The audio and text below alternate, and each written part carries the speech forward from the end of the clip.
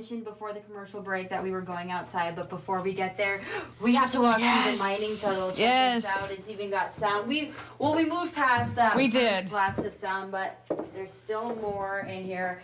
Troy, I can imagine this is a lot of fun for the kids to push to detonate. Yeah, it's very fun for the kids, and it gives them an idea at the end of their visit about what it would have been like, what the environment would have been like in an underground mine. And we have a newer exhibit in this area with some of the safety measures that the miners took when they were going underground, as well as some images of miners working underground on all three ranges in the UP.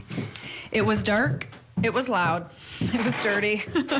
That's what I got out of that walk in the tunnel. Okay, we're going to go outside now to talk a little bit more about the trails that are out here that you could explore and take a walk when you come for a visit. So, oh yeah, here we go. Yep. This is what we're looking at now is the historic site, the Carp River Forge, which was down the hill. So we're getting the same vantage point as inside of the museum, looking out the windows. And this is the beginning of one of our trails on the museum grounds. So we have two trails on the museum grounds. So it's a great way to showcase the beautiful location that we're in right now and have people learn more about the historic site that we're at and get outside and enjoy nature. So the kids, we incorporate walking on the trails, and we have we have interpretive signs on the trails as well. And we could even walk up, I don't know, up to that. Sure. I bet we could make it. We've got a few minutes here. Ultimately, though, I see it's telling the story again of the forge site. Is there anything else out here that you don't get from inside? Yes, we at the platform that we're walking up to now, we have more interpretation of the historic site, and you can get a great vantage point of the what was here at that time. But as this trail continues, we have interpretation about Native Americans who were, the first people in the UP. So we have interpretation on Native Americans and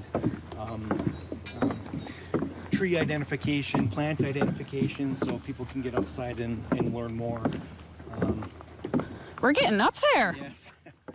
We're like at the tops of some of these trees, and you can keep going higher. Very, very cool. Yeah. It goes higher and it makes a loop and comes back to the museum here. So, and we also have a trail at the other end of the museum where we have interpretive signs more about the discovery of iron and geology and the diamond drill technology. And we have a vantage point where you can see the tailing piles of the current mining operations off in the distance. So it's a great way to talk about the not only the geology and technology and how that changed over time, but actually get a glimpse of the scale of mining in its current form.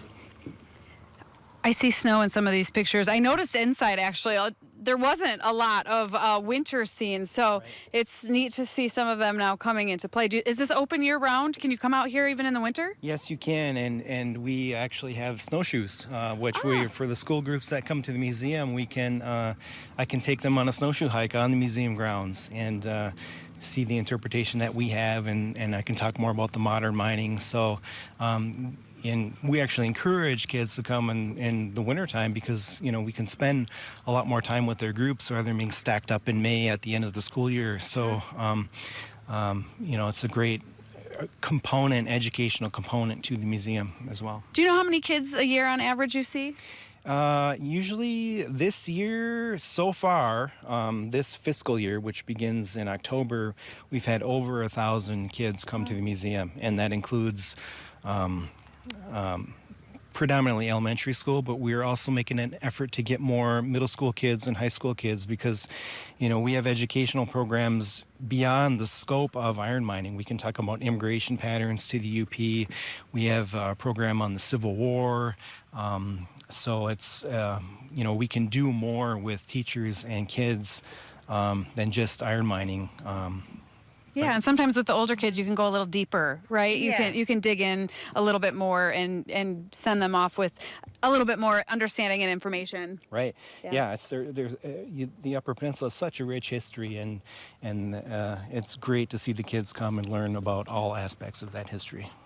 All right, well, we want to head back inside. We're going to tell you a little bit more about their summer programming, what's involved tomorrow for the presentation on my experience on the Tregurtha, and then all of the programs that you can look forward to this summer. We'll be right back.